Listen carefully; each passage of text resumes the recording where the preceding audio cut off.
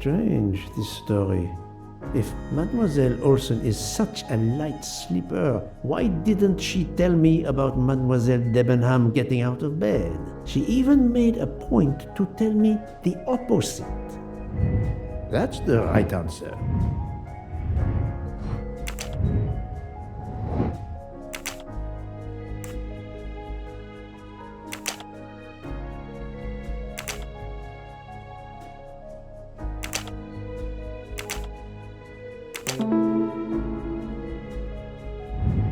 That was easy.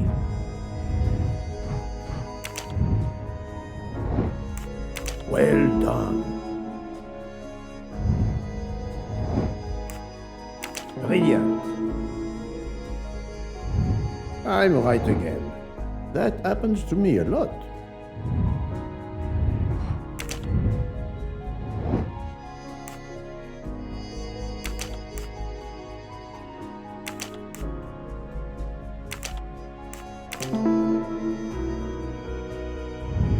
Et voilà.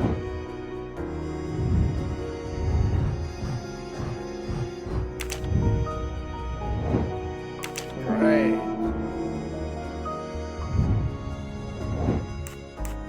Brilliant.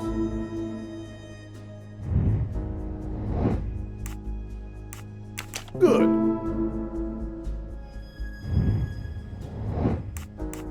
Nice. I'm right again. That happens to me a lot.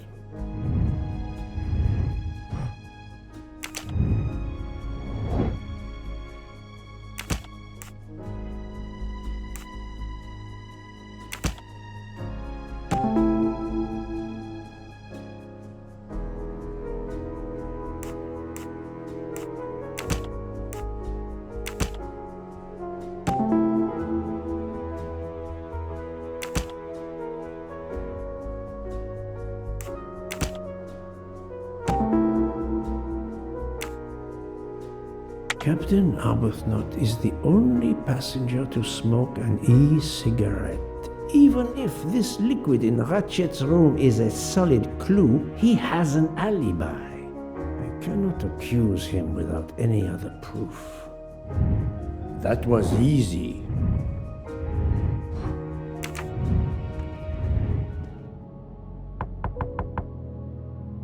Pardon this intrusion, Mademoiselle Olsen, but something you told me earlier confuses me. Oh, please, come in. How can you be sure Mademoiselle Debenham was in bed all night? As I told you, I am a very light sleeper. The slightest noise wakes me up. If Fraulein Debenham had gotten out of her bed, I would have heard her. I got up this morning around 8 a.m. She was sleeping soundly.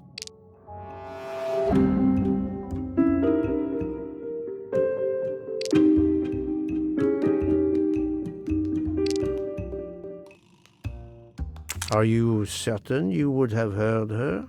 Yes. Why are you asking? I spoke to Mademoiselle Debenham and she told me that she got up around 5 o'clock in the morning. She opened the door and looked down the corridor. It was then that she saw a woman in a red kimono. How do you explain that? I think I must have been sleeping very soundly not to have heard it. Oh, but does that make me a suspect? I am not accusing anyone, mademoiselle. Do not worry. I am just trying to determine what happened last night. Thank you for your testimony.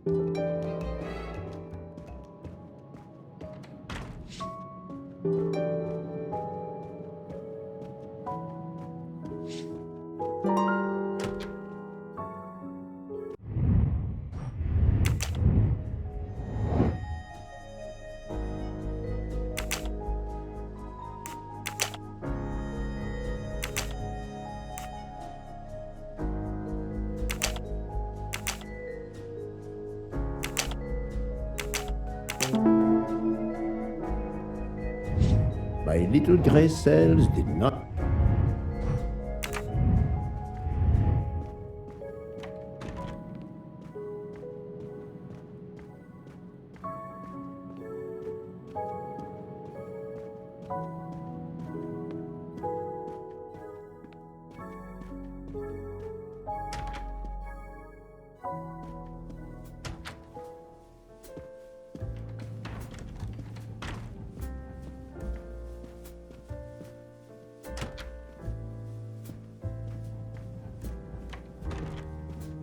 Monsieur Fauchet, may I disturb you for a moment? Of course. How can I help?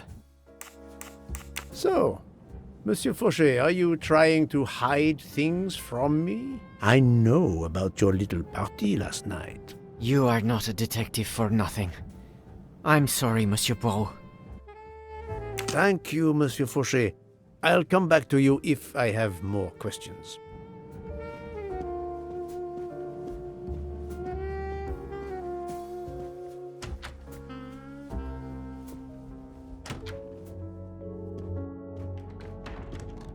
So, Poirot, I hope you are progressing in your investigation.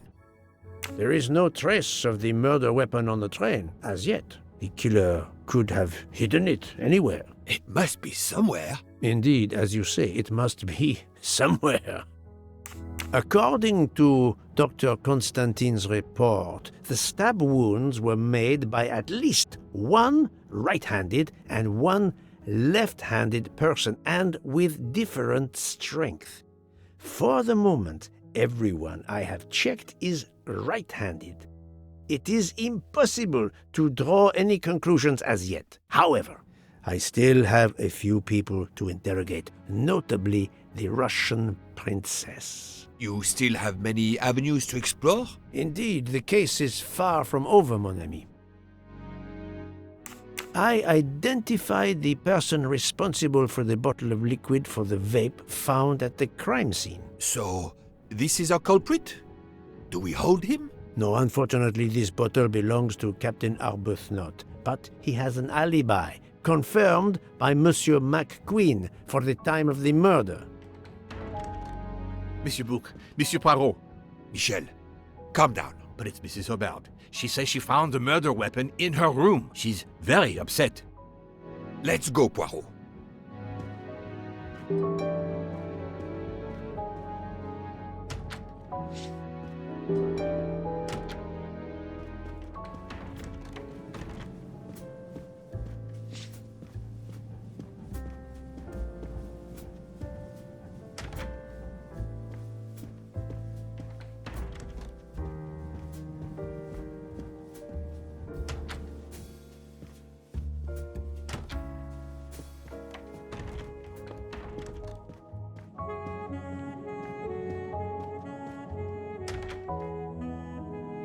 I demand to be allowed to leave this train! Madame, we are in the mountains, trapped in a snowdrift. Stating the obvious, there is a murderer among us. He had the audacity to hide his weapon in my room. Please, Madame Hubbard, take a deep breath and tell us what occurred. Where did you find the knife? I wanted to get a handkerchief from my purse, and when I opened it, I saw it! A bloody knife! Am I next to be murdered? I very much doubt the murderer would give you his weapon. What do you mean? Madame, he would have used it. Oh, I have it! Did you touch the knife? Of course not. What a question. I will take that as a no.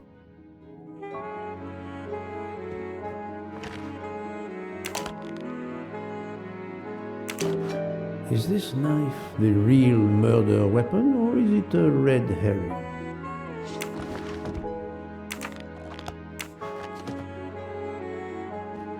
Mrs. Hubbard is distraught, Poirot. I should stay with her. Please go on without me. I have every right to be distraught. Thank you, Mr. Bouc.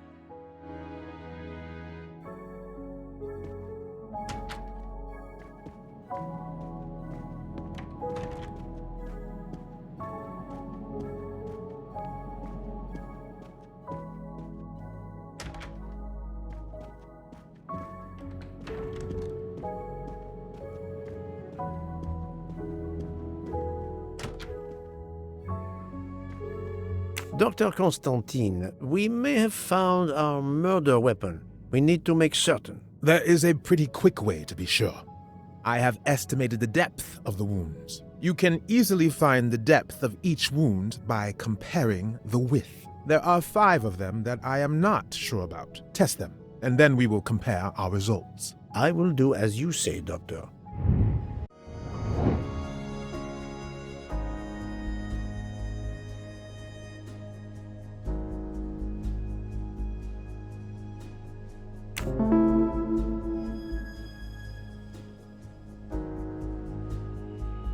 Et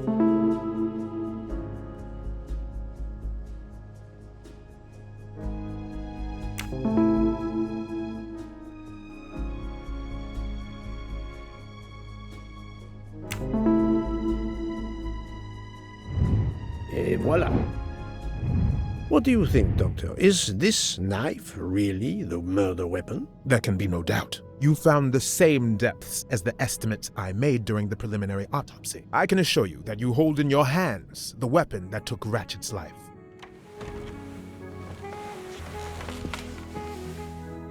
Thank you. I feel way better now. The rest gave you time to sleep off most of the effects of the drug. I'm still a bit groggy. That's understandable. Are you able to continue your story now? Yes. Yes, I think so. Where was I? You were explaining how you returned to the Armstrong house to tell them their poor little child was dead. Yes, that's it. I felt helpless. My part in the case was officially over, but I knew I couldn't let it go. Daisy deserved justice.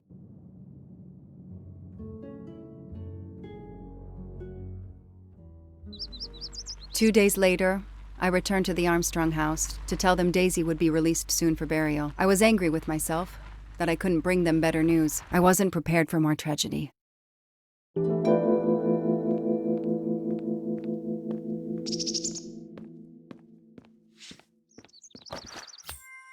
Not really my style, but I'll take it.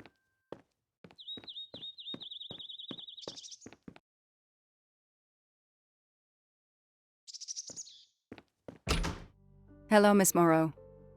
I'm here to see Colonel Armstrong. Good morning, Detective. Colonel Armstrong is upstairs. He isn't well.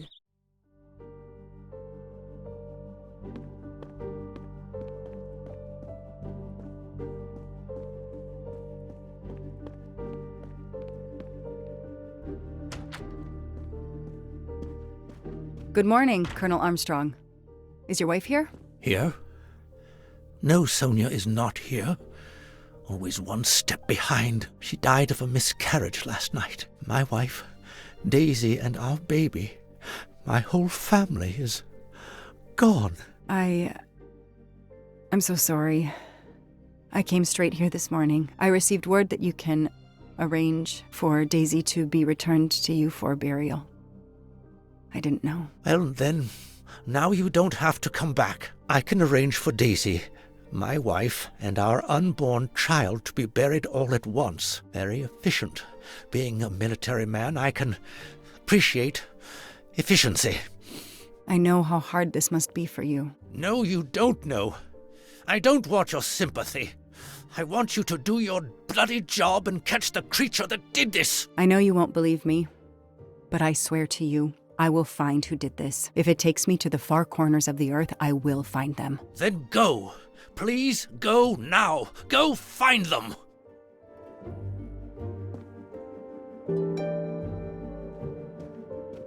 Nothing's been touched. It's as if Daisy might walk in at any moment and begin to play. The house that once held the laughter of a child now feels so empty. I'm not giving up. I'm a part of this case, or the case is a part of me.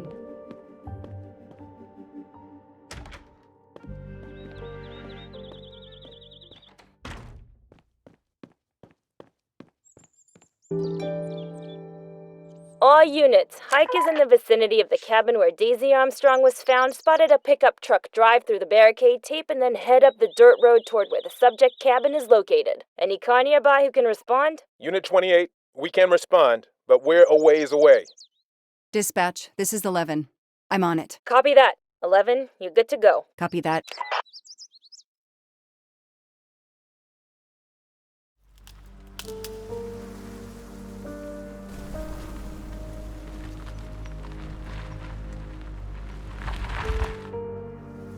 Okay, there's the pickup. Let's see who ignored our barricade tape. 11 here. I'm at the cabin. Someone has broken in.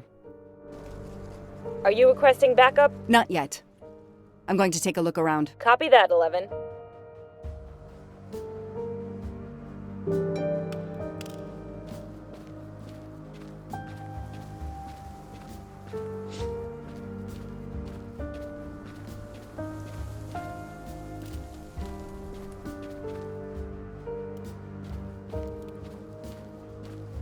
Somebody ignored the barricade tape. Footprints. A forensics evidence identification marker. Forensics had to go through this place with a fine-tooth comb. Shiny facial hair. The good news is that it's gold. A forensics evidence identification is not here. 3/8/92. Oh, when the poor deer was killed.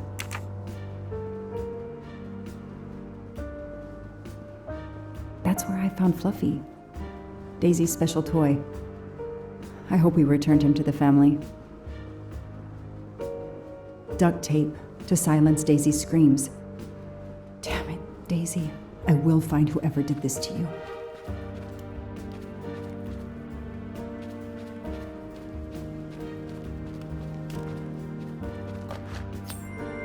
I've earned a gold mustache.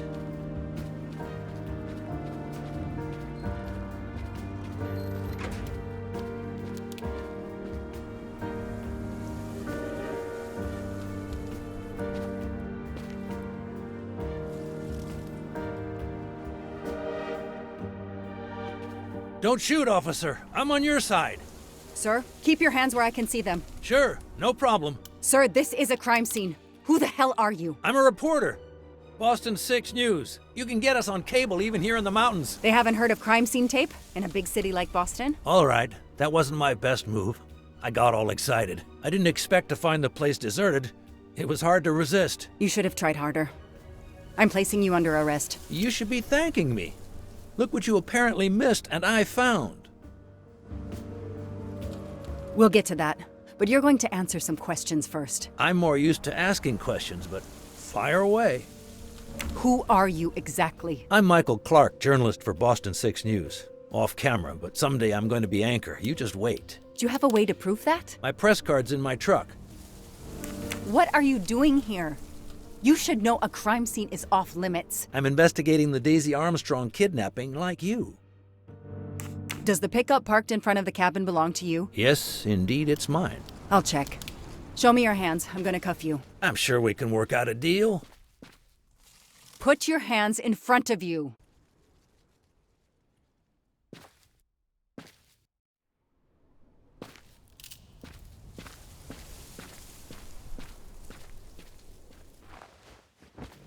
Aren't you gonna read me my rights? You have the right to remain silent. I really wish you'd exercise that one. Dispatch, this is 11.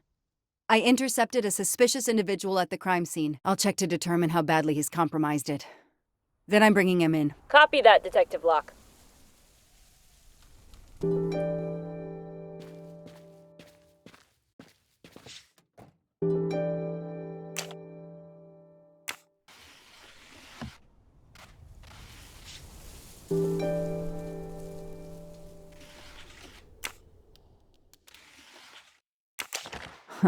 Car keys in the sun visor. A classic hiding place. At least on TV.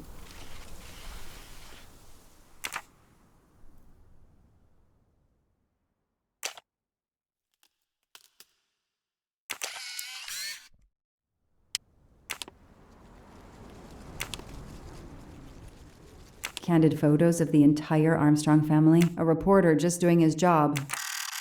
Or something else? Telephoto lens. Not so surprising for a journalist.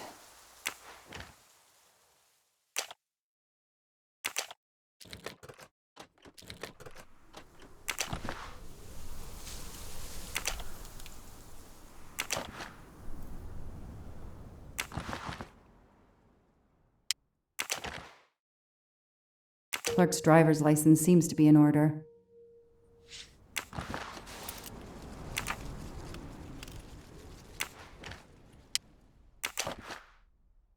The vehicle registration is not in the name of Michael Clark or a rental company.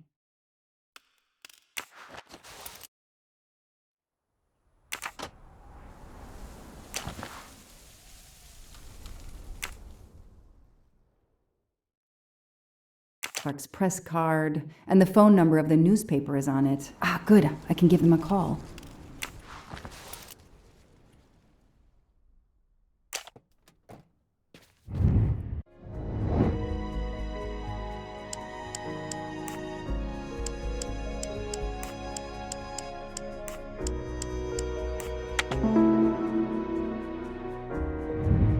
Score.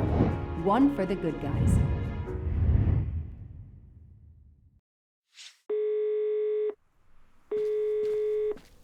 Hi, I'm Detective Joanna Locke, Berkshire Police. I'd like to speak to an editor, please. One moment, please. Hello, Detective Locke? This is Abby Wilson. I'm a senior editor. What can I do for you? Does a man named Michael Clark work for you? Yes, he does. Why? When was the last time you heard from him? Oh, it's been at least 7 or 8 months. That's not unusual. He works in the field? Yes, Michael Clark is what we call a stringer. He works as a freelancer, comes up with a story we can use, we pay him, and we don't hear from him again for several months. What kind of stories does Mr. Clark write? Mr. Clark is an investigative reporter. Mostly crime stories, to tell you the truth. He comes up with some pretty macabre stuff some of the time. Is there a problem? Or a story? Do you remember what the last case he investigated was? It was a murder case. The victim was a millionaire named James Miller. He was called the Frozen Fish King of Gloucester, Massachusetts. His body turned up in one of his nets. Or, rather, most of it did. Ah, well, thank you, Ms. Wilson. You've been a great help to me. Pleasure. I hope he's not in trouble. He can be a little pushy, but he's a good guy overall. So what's he working on now, Detective? Are you sitting on a story? Thanks again.